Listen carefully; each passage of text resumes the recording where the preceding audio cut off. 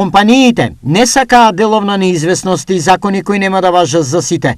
Ги истакна денеска најважните барања на бизнисот вице-премиерот Фатмир Битичи при посетата на неколку компании во Кавадаречко. Предвидливо деловно окружување, тоа значи да знаат дека законите и спроведувањето на законите е конзистентно, што сметам дека е направено особено, како што и самите компании кажуваат, во последните 6 години, во која што успеавме да ги изедначиме условите и за домашните и за странските компании.